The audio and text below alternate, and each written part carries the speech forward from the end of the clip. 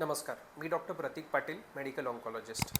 आपण आपल्या गाडीची नियमित सर्व्हिसिंग करतो, शरीराची हेल्थ चेकअप करतो, पण अनेक महिला अशी एक महत्त्वाची तपासणी वर्षानुवर्ष टाळतात, ती म्हणजे पॅप स्मिअर.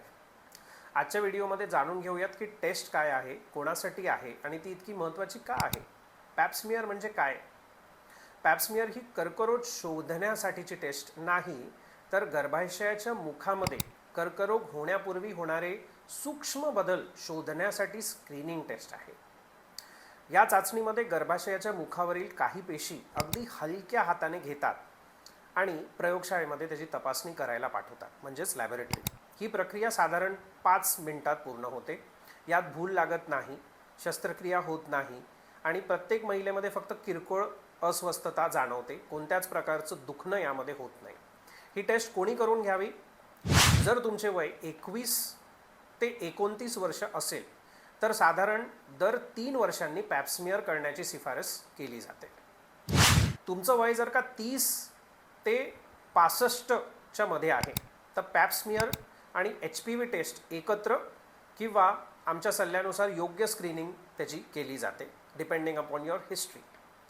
ज्यांना असामान्य रिपोर्ट किंवा HPV संसर्ग आहे किंवा कमी रोगप्रतिकारक शक्ती आहे किंवा पूर्वी गर्भाशयाच्या मुखातल्या पेशींमध्ये काही बदल आढळलेले असतील, त्यांच्यासाठी तपासणीचे वेळापत्रक वेगळे असू शकते. ते केस टू केस बेसिसवर डिपेंड केले जाते.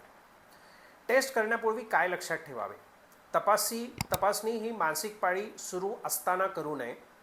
तपासणीच्या कमीत कमी 45 तास आधी लैंगिक संबंध, योनी मार्गातील औषध किंवा डुशिंग टाळणे योग्य असते, कारण त्यामुळे रिपोर्ट्स फॉल्स पॉझिटिव्ह किंवा फॉल्स निगेटिव्ह म्हणजे चुकीचे येऊ शकतात.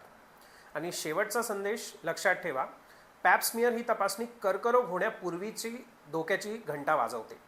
योग्य वेळी निदान झाले तर उपचार सोपे होतात आणि गर्भाशयाच्या मुखाचा कर्करोग मोठ्या प्रमाणात टाळता येऊ शकतो. म्हणून जर तुम्ही किंवा तुमच्या घरातील महिला या वयोगटामध्ये असतील आणि अजून पॅप स्मिअर केलेला नसेल तर आजच पॅप स्मिअर करून घ्या. हा व्हिडिओ तुमच्या आई, पत्नी, बहीण, मैत्रीण आणि प्रत्येक महिलेपर्यंत नक्की पोचवा. कदाचित ही माहिती एखाद्याचा जीव वाचवू शकते. मी डॉक्टर प्रतीक पाटील, मेडिकल ऑन्कोलॉजिस्ट. अशाच वैज्ञानिक, विश्वासार्ह आणि सोप्या भाषेतील कर्करोगाच्या माहितीसाठी मला फॉलो करा. धन्यवाद.